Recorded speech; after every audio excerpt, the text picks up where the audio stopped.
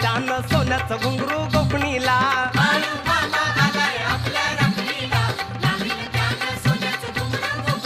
अहो बाळू मामा आलाय आपल्या राखणीला लावील त्यानं सोन्याचं घुंगरू